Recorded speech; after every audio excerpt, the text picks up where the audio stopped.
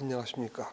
그동안 우리가 이제 기초과정 했고, 그다음에 본 강좌 했고, 그다음에 핵심으로다가 저기 4주 한 다음에 이제 문제풀이로 들어갔는데, 이 문제풀이 시간에는 문제가 저기 단원별로 이렇게 나오게 돼 있어요. 그러면 그 단원에서 그 문제가 나온 거를 보고 그 단원의 그 이론을 갖다가 여기서 마지막으로 한 번 더 정리하는 거예요. 그래서 저 문제 하나가 나오면 여기서 저기 이 단원에서 나왔던 이론 이런 거니까 이렇게 해서 생각해 보자. 그래서 문제를 풀어보고 이제 그것이 지나가면은 이제 기상청에서 2010년일 거야. 2010년서부터 지금까지 나온 거 8번인가? 그거 기출 문제를 한번 쫙 풀어보시고 이제 그 다음에는 그 1년에 한 5번 정도씩 모의고사를 봤었거든요. 그거 쭉 한 게 17번 있을 거예요.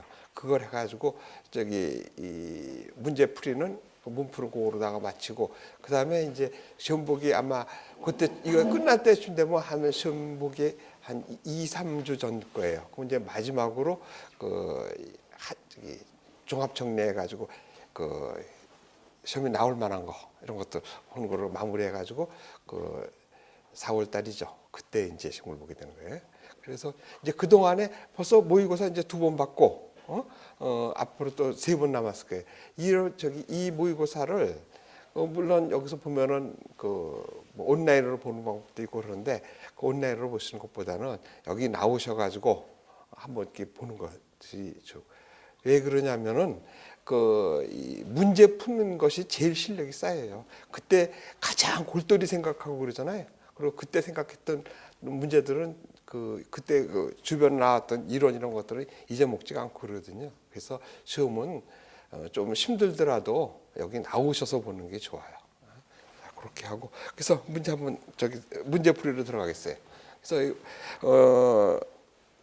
그 일기 분석에서는 이게 첫 번째 나오는 것이 이게 전문 해석인데 이 전문 해석이 이 시대에 지난 얘기란 말이야. 지금 기상청에서 전문 작성도 안 해요. 그리고 지금 저기 어디서 들어보니까는 연대인가 어디서 뭐 전문 학교에서 교수들이 이거 뭐 없어지니까 안 가르친다고 뭐 이랬다는데 그건 좀 문제가 있어요. 원래 이 전문이 올해다 원래 WMO 계획에서는 올해 이제 이 전문을 다 바꾸는 걸로 이렇게 계획했었는데 그게 힘들어요. 왜냐하면은 전 세계의 그 후진국 관측소에 컴퓨터가 다 들어가지 않나 힘들다는 소리야. 지금 물론 우리나라에서 이제 전문 작성 안 해요. 그 관측한 값만 이렇게 PC에다 입력을 시키면 다 전문이 작성될 뿐더러 바로 그냥 전송이 돼요. 그런 시스템으로 되어 있고 그래서 그런데다가 이거를 하지를 않고 지금은 인터넷 베이스로 하게 돼. 버퍼라 그래가지고 지금 생각해 보세요. 우리 지금 이 전문이 나왔을 때 시대 상황이 언제냐면은 막 텔레타이프가 줄어들고 또 SSB라 그래가지고 여러분들이 영화나 뭐 이런 데서 봤으면 들었을 거예요.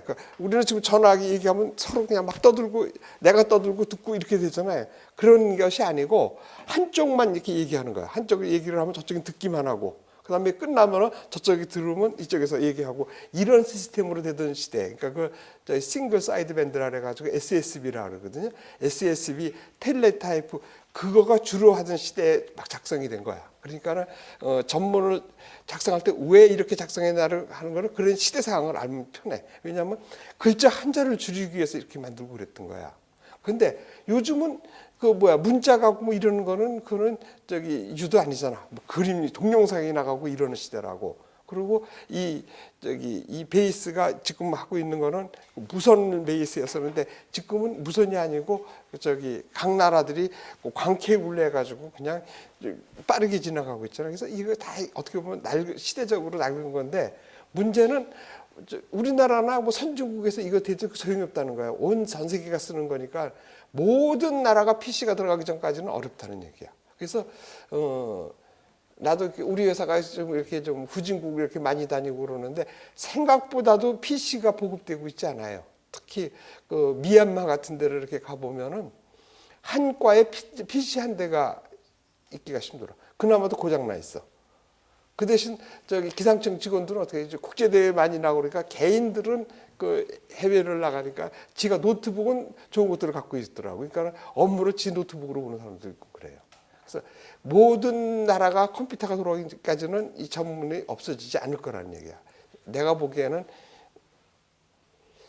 5년 이상, 10년이 갈지도 모르겠어. 쉽게 아니라고. 근데 이 전문을 벌써부터 포기하는 건 좀 말이 안 되고, 그다음에 이 전문은 저기 유심히 본 사람은 알겠지만은 2010년서부터 아마 한 번 빠졌던가 매년 나와. 그러니까는 이걸 포기를 하면 안 된다고. 그다음에 여기 사람이 지금 대부분 기상기사 자격증을 땄을지 모르겠는데 기상기사 자격증을 따려면 전문하고 저기 일기도 그리는 거, 그다음에 단위선도 분명해야 되잖아. 그래서 이 전문 해석이 지리하고 뭐 이러는데 이거 시험 나올 거 뻔히 알면서 한 문제라도 포기하면 안 되는 거예요. 그래서 어떻게 보면은 이 전문이라는 것이 이렇게 만든 것도 누가 만들었어요? 사람이 만들고 사람이 생각하는 거라서 이렇게 좀 가만히 이렇게 생각해 보면은 합리적으로 만들어졌어. 그래서 외일 수도 있고 그렇다는 뜻이야. 그러니까 이 전문 절대 포기하지 마시고. 그러고서 이제 한번 들어가 봅시다. 자, 전문이 만들어진 시대가 이제 시기상으로 글자 한자가 보내기가 저기 굉장히 비싸던 이런 시대에 만들어졌다는 소리야. 그래가지고 이 글자 한자를 줄이기 위해서 어떤 노력을 했는지 그런 것들을 알고서는 생각하면 쉽다는 얘기야. 그래서 물론 특히 지금 우리나라가 IT 강국이 아니야. 그러니까 어떻게 보면 지금 지금 이거 GTS 시스템하고 다르게 인터넷 베이스로 해가지고 전문을 하고 이러는 것이 지스라 그러는데 이제는 기계적으로 이렇게 뭐 트리 구조를 해가지고 이렇게 하는 이런 시대가 아니라고. 인터넷은 전 세계가 다 몰려 있잖아. 그래서 뭐 이렇게 구역을 가리고 그럴 필요가 없거든. 그래서 먼저 하는데 선점을 하려고. 물론 일본하고 우리나라가 어떻게 보면 헤게모니 싸움을 하고 있고 서로도 좀 동시에 나가고 있어요. 그러니까 지금 이 전문 형식으로도 전문이 나가고 그다음에 새로운 버퍼라 그래가지고 인터넷 베이스 방식으로다가 또 나가고 있어. 근데 거기에 지금 아시아권에서는 지금 일본하고 우리나라가 서로 헤게모니를 잡고 회원수를 막 늘리려고 그러는데 물론 일본이 국력이 세니까 그쪽에 회원국이 많고 우리나라는 RMC가 아니잖아. 일본은 RMC고 그래서 일본이 유리하지. 근데 우리나라가 IT 강국의 강점을 가지고 이렇게 하니까 눈치를 보면서도 우리나라에 부는 나라가 있어. 근데 뭐 좀 후진국들이지, 뭐 아프가니스탄 뭐 이런 나라들이 우리나라에 지스에 붙어가지고 지금 자료를 이렇게 서로 보내는 거 이런 것들을 지금 하고 있는데 그런 배경이 있다는 걸 아시고 우선 전문 해석 들어갑시다. 그러니까 전문은 왜 전문을 만들었냐면은 지금 시대가 어느 시대 상황이 일기도 시대더라고. 그렇죠? 일기도 시대에서는 일기도를 잘 그려야지 그 일기도를 보고 예보를 잘 내는 거라고. 근데 일기도를 잘 그리려고 그러면은 관측이 잘 돼야 된다는 뜻이야. 그렇지? 근데 아무리 관측이 잘 돼도 예보관은 여기 있고 관측하는 나라들은 지금 곳곳에 있고 우리나라만 쓰는 것이 아니고 언어도 다르고 그러잖아. 그래서 그 관측한 자료를 예보관한테 알려주려고 그러면은 어떻게 말이 틀리고 그러니까 공통적인 방법을 써야 되는 거 아니야. 그래서 전문을 만든 거야. 그래서 전문을 만들어서 보내면은 그 전문을 해석하면은 오역이 없어야 되지. 내가 보낼 때 10도라고 보냈는데 이게 전문 한번 바뀌었더니 뭐 12도가 됐든지 이러면 안 된다는 뜻이야. 그래서 이 전문이 정확하게 해석이 돼가지고 그게 모아져서 예보관들이 그거를 보고 일기도를 그리고 그려진 일기도를 보고 예보를 내자는 것이 목적이라는 뜻이야. 그래서 이 전문은 이 공통적으로다가 할 수 있고 그다음에 공통적으로 해석할 수 있고 그렇게 된 구조를 가졌다는 뜻이에요. 그래서 이 전문을 좀 이렇게 보시면은. 첫 번은 이제 전문 해석이라서 그거로 된 거고 문제를 이제 풀면서 또 얘기합시다. 너무 얘기가 장황해질 테니까. 자, 그래서 첫 번 문제 한번 봅시다. 자, 관천만기 시대의 일기예상으로 적합한 거. 관천만기라는 건 뭐냐면은 예보의 변천사를 보면은 첫 번째가 이제 우리가 분리했을 때 그거를 관천만기라 그런 거야. 관천만기라 그러면은 이 관은 이렇게 뭐 쳐다본다 뭐 이런 뜻이 관이잖아요. 그다음에 천은 하늘이고 그래서 하늘을 보고 예보를 냈다는 그런 시기라서 관천만기라는 거예요. 그 시기가 지나가면 뭐가 되냐면은 척기 시대라 그래. 척기 시대. 그다음에 이제 그 일기도 시대가 되고 네 번째가 지금 이제 수치예보 시대라고 이렇게 할 수가 있어요. 수치예보. 자, 관천만기는 뭐냐면은 이 예보를 그 예보관이 이 주관적으로 예보를 내는 거야. 그러니까 그 전에는 이게 그러면 아주 태고적이라는 뜻이야. 뭐 신석기 시대 아마 뭐 이럴 때일지도 모르고 아니면은 그 우리나라로 치면은 뭐 그 고조 시대 이런 때의 예보라고 보면 된다고. 그때는 그 예보를 내는 사람들이 그 아무나 내는 것이 아니고 굉장한 권력을 가졌을 거라는 얘기야. 그거는 먼저도 얘기했지만은 그 다른 해석일 줄은 몰라도 이 단군 시대 때 천부인하고 뭐 삼민에 도와주는 사람이 있잖아. 그 사람들의 직책이 뭐예요? 운사, 우사, 풍백 이러잖아. 다 일기예보했다는 사람이라고. 그러니까 조선 시대로 말하면 영의정, 우의정, 자의정들이 전부 일기예보했다는 소리라고. 왜 그러냐면은 그 당시에는 그게 지금으로 말하면 그 GDP라 그러죠.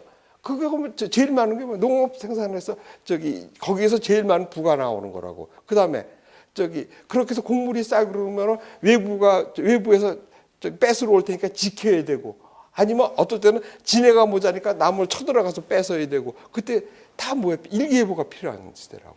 그리고 이런 거를 예보관 말을 안 듣고 지멋대로 씨 뿌렸다가 농사 다 망치는 수가 있지. 국가에서 씨 뿌려라 그러면 씨 뿌리고 모내라 그러면 모내고 하는 것이 편하던 시대라고. 그래서 그 당시에는 그런 일기예보를 내고 이러는 것이 굉장한 뭐라 그러나 최대의 첨단 기술이면서 이것을 그러니까 어떻게 외부에 안 알려주고 자기네들끼리만 계승하면서 아마 이렇게 보여왔었을 거라고. 그러니까 예보내는 기술이 아무나 하는 기술이 아니고 그래서 그때는 그 예보관이 그러니까 예보는 누가 해? 내는 예보관이 주관적으로 내는 이런 시대야. 그러다가 그 시기가 바뀌는 것이 이게 의외로 길었다는 거야. 이게 바뀌는 시대는 톨레체리가 수은기약계를 만들고서부터란 말이야. 수은기약계는 어떻게 된 거예요? 수은을 갖다가 한 1m 정도 되는 통에다 집어넣어가지고 그걸 거꾸로 놨더니 무게 때문에 내려오고 대기압하고 평형을 열어가지고 봤는데 그 높이가 높으면은 날씨가 맑고 그렇죠? 저기압이 지나가서 기압이 낮아지면은 높이가 낮아져가지고 예보가 가능했던. 그러니까 이 관천만기 시대에 예보관이 주관적으로 내던 예보를 근거를 가지고 측기라는 증거를 가지고서는 내기 시작한 시대예요. 그러면서 토리체리가 수은기압계를 만들고 나서부터 기상측기들이 그냥 급속히 막 발달하기 시작한. 그 당시에 이제 뭐 모바스대가 나오고 뭐 이러면서 이 근거를 가지면서 내는 그 시대가 이제 도래한 게 이게 측기 시대야. 그리고 이 관천만기 시대 때는 그때 나왔던 그 예보의 그 기법들이 전승에 쓰다가 이제 얘네들이 현재에는 뭐냐면 일기 속담으로 남아지는 거예요.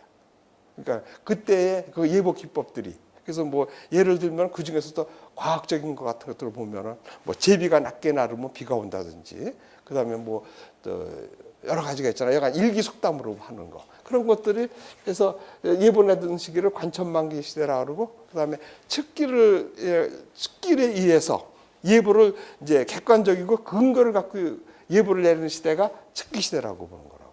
그 다음 시대는 뭐냐면은 이거 뭐 1차 대전, 2차 대전 이런 시대에 그때 이제 뭐가 나냐면은 독일에서 무선 전신이 나오고 막 그러던 시대야. 그래서 그때 크리미아 전쟁 때 러시아가 하고 유럽 유럽군들이 대체하고 싸우고 그랬었을 때 그때 뭐 영국의 불란서의 앙리 2세호 그런 배가 큰 배가 있고 뭐 이러던 시대가 있었었는데 그 크리미아 전쟁 때 폭풍우가 지나가면서 배가 침몰하고 굉장히 그 타격을 받았어요. 연합군들이. 근데 그때 이제 이 전신이 나오고 그랬으니까는 뭐 군대에 나왔으면 알겠지만 일일 보고를 받는다고. 그래서 그 보고 받는 걸 쭉 정리하다 보니까 이상한 걸 느껴진 거야. 우리가 폭풍우가 생겼다 그러면 거기서 생겨서 없어지고 그러는 줄 알았더니 그 사고 난 거를 시간선으로 쭉 나열한 거를 일기도에다 표시해 보니까는 이렇게 뭐 서쪽서부터 동쪽으로 이렇게 움직이는 걸 본 거야. 그래가지고 그때 이제 봐가지고 그 폭풍우가 이렇게 지나가는 걸, 그러니까 일기도를 잘 그리면은 폭풍우가 지나가는 걸 알아서 예상도 가능하겠구나 이렇게 생각했던 거라고. 그래서 전쟁이 끝난 다음에 그 불란서에서 처음으로 민간 그 일기예보 회사가 생겼던 거야. 그 당시에 이제 뭐 전신이 막 발달하고 하면서 그 선박회사들이 세계 여러 군데 있었잖아요. 그때 이제 폭풍우가 지나간다는 좀 하면은 서로 연락을 해서 이 본부에서 그걸 받아가지고 그 진로를 예측해주고 거기서 돈을 받고 그래서 상업적으로 일기예보가 처음으로 쓰여졌고 그랬다고 그러더라고요. 그래서 그때부터가 이제 일기예보 시대라고 이렇게 들어가는 거예요. 근데 지금은 뭐 수치예보 시대나 뭐 이런 소리도 많이 듣고 있어요. 그건 뭐냐면은 지금으로부터 한 100년 전쯤에 이 유럽에서 기상학이 이렇게 발전하면서 그때 이제 뭐 우리가 속칭 거를 노르웨이 학파라 그러는데 그 비아크니스니 뭐 이런 사람들에 의해서 그 기상학이 정립되기 시작했어. 그래서 여러분들이 보고 있는 뭐 저기압 모형이라든지 뭐 이런 것들이 전부 그 당시에 만들어진 거야. 그래서 그때 이제 비아크니스가 그 얘기를 말하기를 이 기상 현상이 그냥 자연적으로 되는 것이 아니라 이런 것들은 다 수식으로 표현할 수 있고 그러니까 방정식으로 만들 수 있다 이렇게 얘기를 한 거야. 그래서 1920년대 되면은 그 영국의 리차드슨이 야 진짜로 그런 거냐 이래가지고 이제 방정식이 좋았으면 어떻게 돼? 거기서 기울기를 구해가지고 시간 적분을 해가지고 이제 그 순간 변화량이 구해지면은 그걸 갖다가 적분해서 예측하는 거 아니야. 이 원리대로 한번 해봤어. 그랬더니 물론 시간이 오래 걸렸어요. 그래서 그리고 그 기압을 갖다가 이렇게 예측을 했는데 그때 오도가 한 오도가 틀렸다 그랬으니까는 우리가 보통 기압 같은 거는 1000헥토파스칼로 보잖아. 그러면 그게 뭐 한 오도가 틀렸다니까는 뭐 100이 됐든지 아니면 10만이든지 이렇게 만 단위가 이렇게 틀렸다는 얘기야. 그래서 그걸 틀렸다 그래서 그냥 꾸겨 버렸으면 끝났는데 그 비아크니스가 리차드슨이 틀렸어도 그거를 나는 이런 식으로 계산해서 이렇게 틀렸는데 앞으로 나한테 인원을 한 8,000명쯤 주고 그러면 자기가 그거를 갖다가 이 군대식으로 다 이렇게 다 배치를 해가지고 기계적으로 다 계산해서 착착 넘겨주면서 이렇게 해서 풀면은 그 예보가 어떻게 해? 내일 예보를 갖다가 모레 나오고 그러면 안 되잖아. 그 시간 안에 나와야 되잖아. 그러니까 시간 전에 예보를 내는 것이 가능하다. 이렇게 해서 논문을 쓴 거예요. 그래서 그러다 쭉 지나가다가 1950년대 그때가 이제 뭐냐면 애니악 컴퓨터가 나오고 그러면서 이 컴퓨터가 전자계산기가 나와가지고 어떻게 보면 활용도를 찾고 뭐 이러려니까 많은 자료를 쓰는 것이 기계를 테스트하는 게 제일 좋은 방법이라고. 그래서 주로 이제 그 당시에는 이 슈퍼컴들 지금으로 말하면 슈퍼컴이지 그런 컴퓨터가 나오면은 인구 센서스 그러니까 인구 조사하는 거하고 그다음에 기상 자료 테스트하는 게 가장 큰 쉬운 방법이었었어. 그때 그래서 그 찬이가 그걸 받아가지고 그러면 해보자 그래가지고 그 리차드슨이 한 거를 갖다가 이제 편미분 방정식으로 바꿔가지고 그 차분화해가지고 계산을 푸는 방법으로 해가지고 500mm 수납대기에서의 그걸 했어. 그래가지고 시간 내에 그러니까는 뭐 모레를 갖다가 뭐 오늘 안에 이렇게 풀어내는 이런 방법으로 한 거. 그게 1950년대에 성공을 한 거야.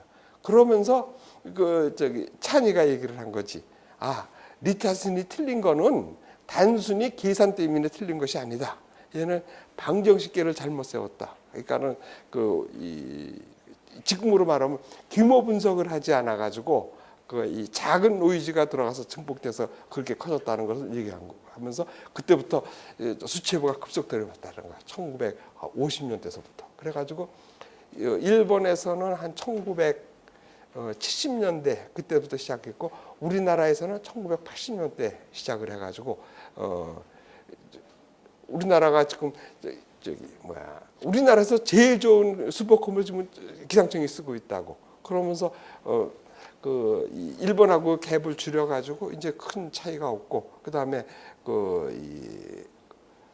유럽의 그 모형들을 들여다가 지금 쓰고 그래가지고 뭐 모형 자체도 이렇게 뭐라 그러나 큰 적은 없고 다만 이제 그 소스가 외국 거라서 그거를 이제 국산화하느라고 이제 뭐 한국형 수치예보 뭐 영국 개발단인가 그래가지고 아마 몇 년 안에 우리나라 모델이 나올 거야. 왜 그러냐면은 이 모델은 이렇게 오늘 내일 이렇게 예보를 내는 그 국지 모델이 있고 국지 모델이라는 것은 예를 들면은 우리가 지금 일기도 한 장에 이렇게 하면 우리나라가 이렇게 나와서 이 정도 범위를 가지고서는 예보를 낸다 그러면은 이거 이제 2, 3일 정도의 예보가 가능한 거 아니야? 이 정도가? 그럼 이게 종강 규모쯤 된다고. 그러면 여기는 또 문제가 생긴다고. 이거를 경계치 문제라 그래. 그러니까 자료가 이렇게 해서 이렇게 들어오면은 여기 있는 거 갖고 뭐 수지적분해서 얘가 이쪽으로 가고 지나간 건 됐고. 그런데 이쪽에서 오냐면 안 되잖아. 그렇죠? 여기 자료가 없잖아. 그래서 이걸 경계치 문제라 그러는데 이거를 하려면 이 전구 모델을 돌려야 된다고. 그러면 전구 모델에서 이 자료가 여기서 초기치 자료를 줘가지고 국제예보 모델이 나오는 거라고. 그래서 이런 우선 그러니까 전구 모델보다는 필요한 것들은 국제 모델이겠죠 이런 거. 그래서 많은 나라들이 국제 모델을 이렇게 지네들이 돌리지만은 이 전구 모델은 그러면 딴 나라에서 큰 데서 해준 거를 받는 거야. 그러니까 우리나라도 처음에 수치예보가 1980년대 했다 그랬잖아. 그때 되면은 일본의 GCM 모델이라 해서 일본 전구 모델의 자료를 초기치 자료를 해가지고 여기다 집어넣어가지고 풀었던 거예요. 근데 그래서 그 나라의 그 수치예보 수준을 본다 그러면은 전구 모델이 있느냐 없느냐 갖고 따지는 거야. 그래서 지금 전구 모델을 이렇게 운영하는 나라가 전국에 13개국이 있어. 200여 개 나라 중에서 수치예보를 전구 모델을 돌리는 나라가 13개 나라라고. 근데 그 중에서 고유 모델을 가진 나라가 8개일 거야 아마. 그래서 우리가 지금 9번째 들어가려고 지금 하고 있다는 뜻이야. 그래서 이렇게 전구 모델을 돌리는 나라에서는 무슨 일을 하냐면은 매년 보고서를 내 가지고 500헥토파스칼에 자기 어느 몇 군데 지어줬을 거야. 거거에 그 지역의 예보치가 실제 값하고 얼마큼 틀려졌느냐. 그러니까 500헥토파스칼의 높이를 갖다가 예측한 자료가 실제 자료하고 얼마큼 틀렸느냐 해서 그거를 통계를 내서 WM에 보고를 하게 돼 있어. 그런데 우리나라가 지금 계속 6위 정도를 유지하고 있다 그러더라고. 일본보다 빠르다 그러더라고. 그래서 물론 수치예보 자료가 좋다 그래가지고 예보로 잘 된다는 건 아니겠지. 그런 수준이야. 그리고 이제 우리나라도 곧 전구 모델을 우리 고유 모델을 가지려고 하는 거고 중국이 고유 모델을 가졌는데 그거는 우리가 버린 GCM 모델보다 전구 모델보다 좋은 거 아니야. 그러니까 우리나라에서도 처음에는 일본 GCM 모델을 갖고 있다가 연세대학하고 기상청하고 아마 같이 해서 연우 GCM이라 그래가지고 그 모델을 쓰다가 하도 틀린다고 그때 세파에서 한번 많이 더 나섰었잖아. 그러고 나서는 이제 외국 모델을 들어오자 그래가지고 영국 모델을 갖고 온 것이 지금 쓰고 있는 거야. 그래서 영국 모델이 굉장히 안정되고 좋아. 그래서 왜 영국 모델이냐면은 유럽에서는 공동으로 쓰고 있어요. 위성도 공동으로 쓰고 있고 ECMWF라 그래가지고 예보도 공동으로 내고 있어. 그러니까 영국과 불란서를 이렇게 중심으로 해가지고 독일 이렇게 해서 그래서 유럽 모델을 들어오려 그러면은 여러 나라가 꽤 있어가지고 받아오기가 힘들어.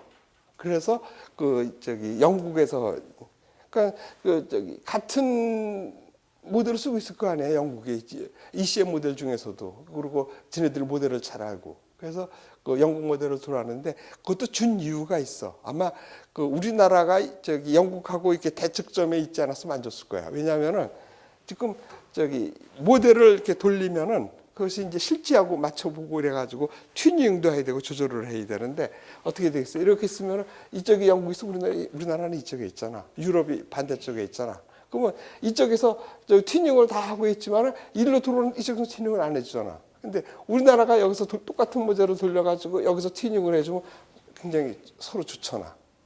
그래서 아마 줬을지도 모르겠어. 그래서 그 영국 GCM 모델을 우리나라에서 아주 잘 활용하고 있고 그 전에 우리가 썼던 것보다는 굉장히 좋다는 평을 많이 받고 있고 그다음에 실제로도 그 매년 그 WMO에다 보고하는 그 자료도 보면은 굉장히 좋은 것 같아. 그리고 이제 우리나라가 곧 그 위성에 의해서 위성이 저 독자 모델 우리 고유 그 위성을 갖고 있고 그다음에 고유 모델을 갖게 되면 아마 기상에서는 완전히 독립국이 된다고 볼 수 있어. 아마 조만간에 될 것 같아요. 그래서 그런 배경이 있다는 거 아시고. 자, 그래서 이 관천만기라는 것이 그 예보 중에서 가장 그 옛날에 그 초창기 때 예보라고 보고 이거는 역사가 무지무지하게 길다고 보고 그리고 그 당시에 나왔던 그 예보의 기법들이 현재에서는 그 예보 속담 이렇게 많이 알려져 있다. 이런 식으로 보면 되겠어요. 자, 그래서 1번을 한번 보시면은 관천만기에 적합한 거. 아침에 무지개. 무지개는 어떻게 돼요? 무지개는 저기 해가 이렇게 있으면은 해 반대쪽에 무지개가 생기는 거죠. 그렇죠? 왜냐하면 여기서 반사한 걸 내가 이렇게 봐야 되니까. 근데 저녁에 무지개라 그러면은 저녁에 무지개라 그러면은 어떻게 돼? 해가 서쪽에 있을 때 아니야? 그렇죠? 서쪽에 있을 때니까는 해가 서쪽에 있으니까 무지개가 동쪽에 있는 거네. 그럼 동쪽에 무지개가 있으면 그쪽 지역이 지금 흐리다는 거 아니야? 지나간 거네 우리나라를. 그러면 틀렸다는 얘기지. 그렇게 봐야 되는 거야. 무슨 소리를 보냐면은 저녁에 무지개라 그러면은 해가 지금 서쪽에 있다는 거 아니야. 그러면 무지개가 어느 쪽에 습한 지역이 지금 동쪽에 있다는 거 아니야? 그럼 동쪽에 있다 그러면 우리나라를 지나간 거지. 그러니까 틀린 거지. 그다음에 아침에 무지개는 맑을 징조. 아침에 무지개라 그러면은 해가 지금 동쪽에 있어. 그러니까 그러면 서쪽에 지금 비가 오고 있다는 뜻이겠지. 그러면은 맑을 징조가 아니지 흐려진 거지. 이것도 틀렸다는 얘기지. 자, 그 다음에 바람이 불어가는 쪽.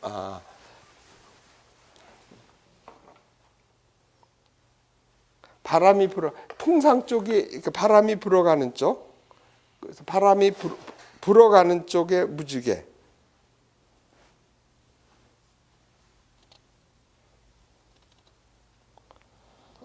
보통 어떻게 강수라는 것은 강수가 이렇게 있으면은 강수가 생기려면 어떻게 이거 생각해 봐야 되겠네. 그러니까 이 산이 있다 그러면은 지금 이렇게 이쪽이 풍상측이죠. 풍상.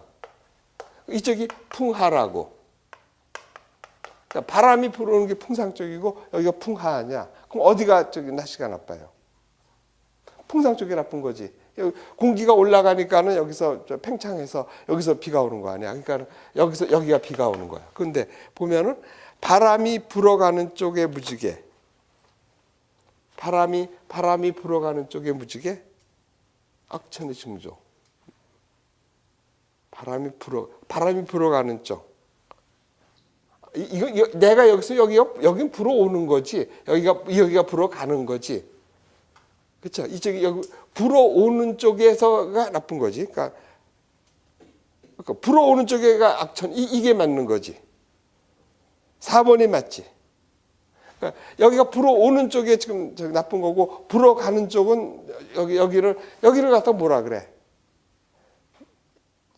그 비그늘이라 그러잖아. 여기 비그늘.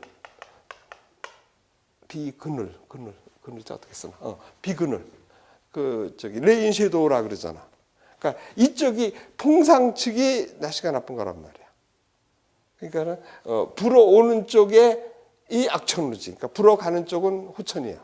근데 여기서 불어가는 쪽에 약천이니까 3번 틀렸고 4번이 맞다는 뜻이야. 그러니까 그런 식으로 하면 되겠어. 그러니까 이런 것들이 그러니까 반대지. 그러니까는 저녁에 무지개는 맑을징조 이런 것들이 그 일기속담으로 있다는 거지. 그래서 뒤집어서 말하는 거야. 그래서 그렇게 하면 되겠어. 그래서 이런 전문 해석도 좀 봐두시고, 전문 해석이 아니라 그 일기속담 같은 것도 이것들이 꽤 뭐 과학적인 것들이 많잖아요. 그 어떤 것들이 있나? 예를 들면은 그 제비가 이렇게 낮게 나르면 비가 온다는 건 뭐냐면 기압이 낮으니까 어떻게 돼요?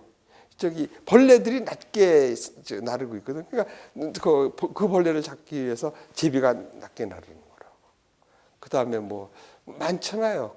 뭐 붕어가 뭐 이렇게 물 위에 떠오고 있으면 안에 이 비가 올 징조라든지 뭐 이런 것들이 다 과학적이고 가장 적은 게 있네. 이 사람이 센스 아니야? 이 관절 같은 데가 이렇게 근육이 쌓여 있고 막 그러는데 이게 기압이 낮아지면 이렇게 느슨해지니까 아프고 뭐 그런 거. 관절. 할머니 무릎 쑤시면 비 온다는 거 다 그 근거 있는 얘기란 말이야. 그 사람 몸이 센서지. 가장 습기 센서도 될 수 있고 기압 센서가 될 수 있어. 그러니까 그런 것들도 다 근거가 있다는 얘기야. 그다음에 또 뭐가 있나? 뭐 밥알이 잘 떨어지고 공기 중에 습하냐 안 하느냐 뭐 그런 것도지. 그릇에서 밥알이 잘 떨어지고 안 떨어지고 뭐 이런 것도 가능하고. 자, 뭐 그런 거 있다는 것만 알고 뭐 이런 식으로 좀 유치해서 알아내면은 뭐 풀 수 있을 거야. 다른 문제가 나왔어도. 그래서 그렇게 하면 되고.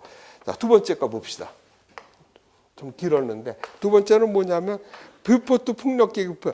풍력계급표는 뭐야? 그 뷰포트 풍력계급표라는 것은 이거는 옛날에 그 척기가 굉장히 귀하던 시대에 특히 이 풍향풍속계를 배에다 부착하는 게 쉬운 게 아니야.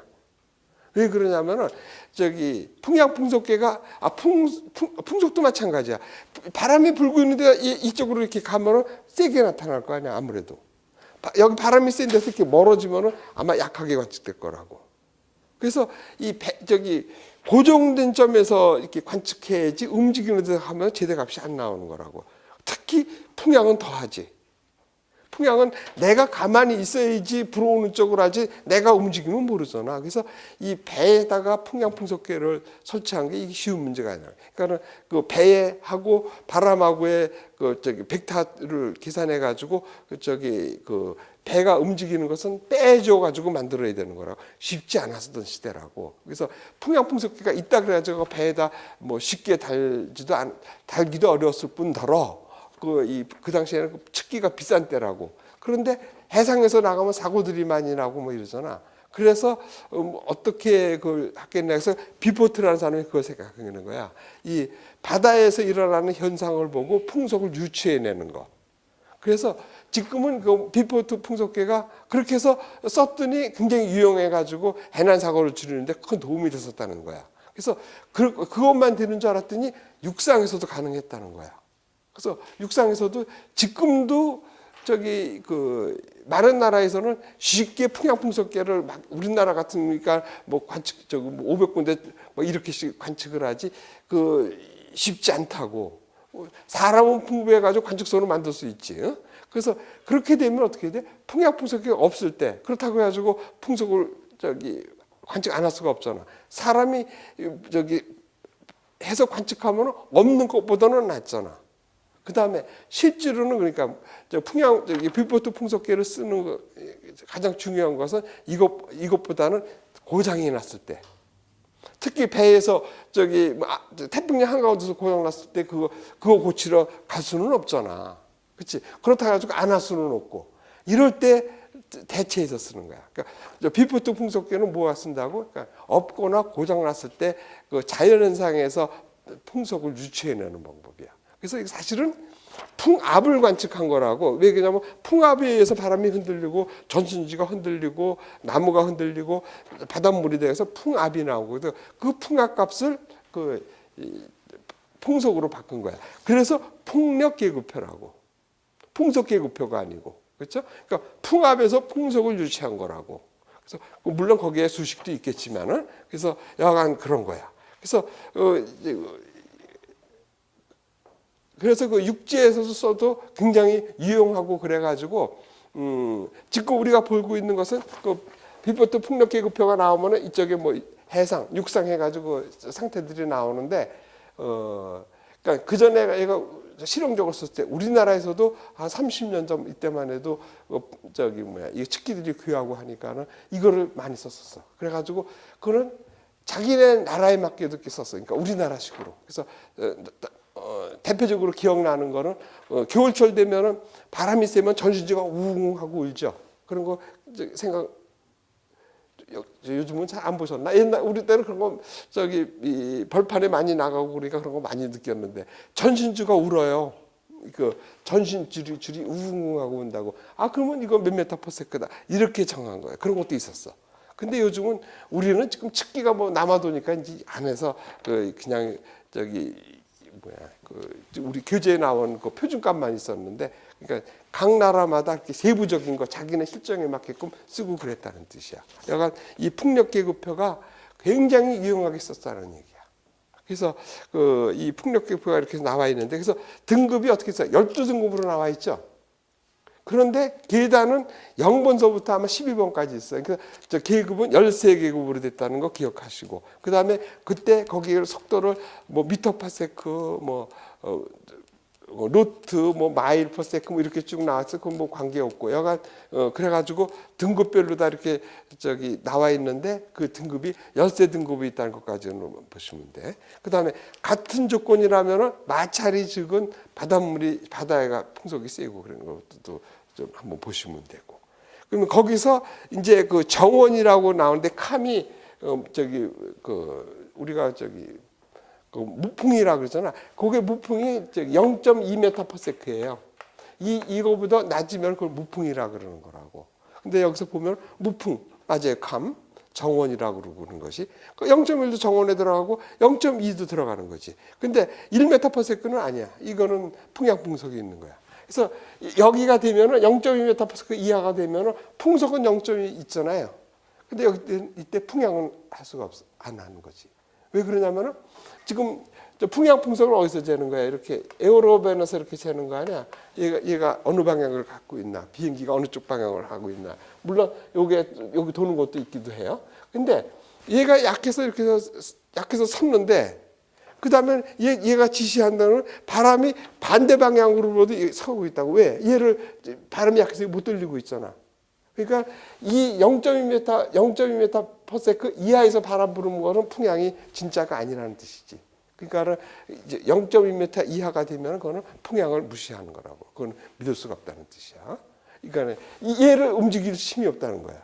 그러니까 마지막에 서 있는 게 계속 0.2m 넘을 때까지는 얘가 그 방향을 가리키고 있다고. 하다못해 반대쪽에서 불었어도. 그러니까 0.2m 이하에서는 풍속은 있어도 풍향은 하면 안 된다는 뜻이야. 그러니까 그것도 중요한 거야. 그래서 그렇게 해서 보시면 되고, 다음에 3번은 시정장애는 안개나 뭐 이 황사 이런 것들 때문에 타깃이 안 배는 걸 말하는 거죠. 시정관측한다는 것이. 그러니까 그런 거란 말이야. 그래서 지금 1번에서 이렇게 그린 건 요거 뭐야? 이슬비죠. 옛날에 말하는 안개비. 그러니까 이슬비가 끼면은 시야가 가려지지. 그러니까 이건 되는 거고. 그 다음에 눈도 많이 오면은 시정장애. 브리자드 같은 거는 우리나라에서 관측이 안 되지만 브리자드가 한 참도 안 배잖아. 눈 폭풍하려면 그것도 다 시정장애지. 그 다음에 대표적인 거 3번은 이거 안개 아니야. 그렇죠? 그 다음에 4번에 이거 T는 썬더스톰 소리잖아. 이거는 관계가 없지. 소리니까. 그래서 이게 답이 되는 거야. 그러면은 자, 이런 것들이 그 일기현상 보고가 몇 개가 있어요? 0번서부터 99까지 해서 100까지가 있는 거야. 그렇지? 그래서 그 중에서 뭐 중요한 거 이런 것들 보면은 10번대 그래서 요 안개는 40번대죠. 40번대. 그다음에 50번대가 이게 40번대가 있고 요게 50번대에 요게 있고 60번대에 B가 있고 70번대에 고책성 관수라 그랬지. 그다음에 80번대에 그 뭐야 이 손학성 이 있고 그다음에 90번대가 그 내전 같은 것이 이런 거예요. 전기 현상이 따르는 거예요. 썬더스톰 뭐 이렇게 있으니까 요거는 외워둬야 되는 거야. 그래서 현재 일기하고 요거 앞에 것만 따면 과거 일기가 되니까 거기에까지 뭐 그때 나올 때 다시 한번 하기로 하고. 그래서 이런 것들은 외워둬야 돼. 이렇게 일반 기상 시간에도 얘기했지만 외울 것들을 외워둬야지 우리가 물건이래 문제를 시간 내에 푸는 거야. 그러니까는 1시간 동안에 물건 다 맞추는 거 소용없다는 거지. 이거 저기 우리 기상에게 주어지는 것이 20문제 푸는데 한 20분 정도밖에 할애가 안 되잖아. 오히려 저기 빨리 풀고 국어나 뭐 저기 현대사 같은 거를 풀어야지 여기서 시간 다 보내면 안 된다는 소리야. 그러니까 문제를 풀려면은 빨리 풀어야 되고 어떤 것들은 뭐라 그러나 이 직관적으로 이렇게 뽑아내야 되는 거야. 그래서 우리가 한 것이 뭐야? 계산할 때는 MKS 단위로 바꿔가지고 계수만 갖고 계산하는 법을 우리가 하고 그런 것들이 다 이런 데 있다는 거야. 그러니까 시간 내에 문제를 풀어야 되는 거야. 그래서 이렇게 됐고. 그럼 이런 것들은 외워야 되고. 4번도 나왔네. 요거네. 그렇죠? 안개. 자, 그러면 안개 좀 하고 이 방모하고는 저거 차이죠. 저기 시정 차이인데 1km보다 그러니까 안 배는 거, 1km보다도 안 배는 거는 안개고 1km 이상이 배면 방모라는 거야. 그러니까 이 방모는 저기 안개가 약한 걸 말하는 거야. 이거는 저기 시정이 1km보다도 짧게 잘 안 배는 거, 그거를 안개고. 그러니까 이제 안개하고 방무 차이를 시정이 1km를 넘느냐 안 넘느냐 이거 갖고 따진다. 구별을 그렇게 한다고 보면 돼. 그래서 그렇게 하면 됐고. 그 다음에 이 가랑비 이거는 기상용어가 아니지. 여기서 지금 이슬비, 그러니까 원래는 얘가 안개비였었어. 그러니까 이슬비는 아니었지. 그러니까 이슬비, 가랑비 이런 것들은 문학적인 표현이지. 뭐 양떼구름 뭐 이런 것들. 근데 하도들 그 동요가 유명해서 그런지 자꾸 안개비를 이슬비 그래가지고 기상청이 바꿔줬어. 그래서 이제 반대야. 안개비가 아니고 이슬비야. 이슬비. 요거는 비고. 그래서 이 가랑비는 아니야. 눈보라는 기상용어 맞죠? 그 다음에 안개, 운량 이렇게 하면 됐고. 자, 그 다음에 5번은 강수 현상이 전혀 없을 때 이거는 0.0하고 이건 다르죠. 그렇죠? 그러니까 요거는 뭐라 그래? 트레이스라 그러죠. 흔적이라 그래가지고 저기 강수가 분명히 있고 몇 방울 떨어졌는데 양이 적어서 측정이 안 된 거. 그거는 0.0이고 요것은 우리 강수 일수에 들어가는 거야. 그러니까 일본하고는 달라. 일본은 0.1이 넘어야 강수 일수를 치는데 우리나라에서는 0.0도 강수 일수야. 비 오는 날씨에 들어간다는 뜻이야. 그리고 이거는 저기 0.0이고 그래서 어떻게 돼? 저기 6번에 가서 우리가 TR을 이렇게 표시하죠. TR로 이렇게 해서 표시할 때 요 값이 990서부터가 이게 들어가는 거야. 991부터 999까지 있어가지고 이렇게 돼서 요게 0.0이라는 뜻이야. 0.0. 그리고 이것은 0.9mm. 그래서 그거 외우시면 되고. 그래서 강수가 없으면은 이거는 0.0은 강수가 있는 거고 없으면은 이렇게 이걸 표시하는 거예요. 그리고 0은 아니고 저기 강수량이나 대부분의 기상값들 기상 수치들은 소수 1위를 쓰고 있지. 기온 뭐 7.2도씨 뭐 이렇게 가지고 두고 있어요. 아닌 것이 정수 단위로 꼭 써야 되는 거. 상대 습도는 뭐 70% 뭐 이렇게 쓰는 거야. 뭐 71% 이렇게 뭐 좀 안 쓰는 거야. 그러니까 상대 습도를 제하고는 대부분의 자료들이 소수 1위를 체크하고 있어. 기압도 그렇고 모든 게 그렇게 해서 보시면. 첫째 시간은 뭐 요것만 하고서 좀 쉬었다가 합시다. 5분까지만 하고 조금 쉬었다가.